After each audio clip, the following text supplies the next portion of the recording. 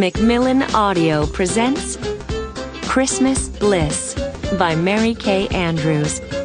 Read for you by Kathleen McInerney.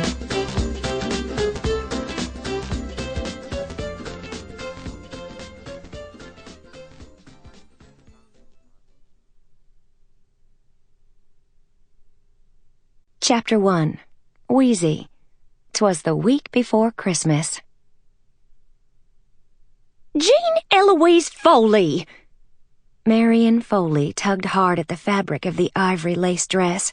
How am I going to fix this dress if you can't stand still for 5 minutes? I squirmed and looked over my shoulder and down at my mama, who was glaring up at me.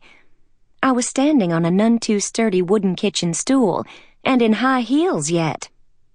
The volume on the red plastic radio that had stood on my parents' green Formica countertop for as long as I can remember was turned down, but I could still hear strains of Brenda Lee singing Jingle Bell Rock and the telltale ching-ching of the cell phone on the counter next to the radio.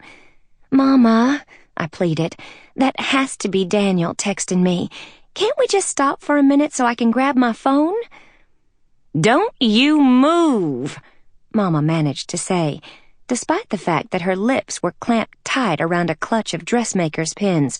"Not an inch. We have to get this dress fitted and pinned today. No more excuses. We're already weeks behind schedule, and if I don't get started cutting this dress down this afternoon, you'll be getting married in your slip." Wouldn't Daniel just love that? I looked longingly at my phone, which sat only a few feet away. I'm dying to hear how it went at Cucina Carlotta last night. There were rumors the food critic from the New York Times might sneak in. "I don't care if the Pope himself ate there," Mama said. "Daniel Stepanek can just wait his turn. Anyway, didn't he call you last night?" "No," I admitted. "He's been so crazy busy with work, he hasn't had a minute to talk, so we've been texting." "Ridiculous," Mama said with a sniff. "I don't know why you all can't just pick up a phone and communicate like normal people. I still don't understand all this texting foolishness." "He's been up there for 3 weeks, and he's still working nearly 18-hour days. He warned me it would be like this. New York isn't like Savannah. He says the pace is twice as fast as it is here, and the kitchen is twice as big as his kitchen here at Guale. Cucina seats 80 people. That's a lot. He's spending most of his waking hours in the middle of a kitchen, surrounded by the staff. He doesn't want people listening in on our private conversation. Anyway, it's only for 1 more week. Then he'll be home. The wedding is Christmas Eve, and then life is back to normal, until we can get around to the honeymoon in Paris." "What makes you think he won't want to stay up there in New York after the wedding? Savannah's going to seem like Hicksville to him now," Mama warned. "The next thing I know, you'll be telling me you're moving up there for good." "Daniel doesn't want to work for somebody else, even if Carlotta Donatello does own the hottest, hippest restaurant in New York right now. I keep telling you, he's only a guest chef. It's some sort of gimmick.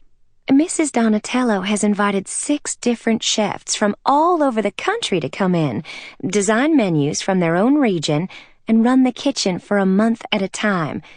It's a huge honor that she asked Daniel to be the only Southern chef, and it's great publicity for Guale." "If you say so," Mama said, but her face showed she was clearly dubious of any enterprise that threatened to send her only child off to the wilds of what she considered the frozen wastelands of the North. "I do. Now, if you just hand me my phone," I coaxed, "I can find out how it went last night." Instead, Mama cinched in another 2 inches of lace on the right side seam of the dress. "Ow!" I howled. "That was my hip you just pinned." Jethro, my black lab mix, who was lounging nearby under the dinette table, raised his muzzle and gave a short, sharp warning bark. "Hush," Mama said. Sample complete. Ready to continue?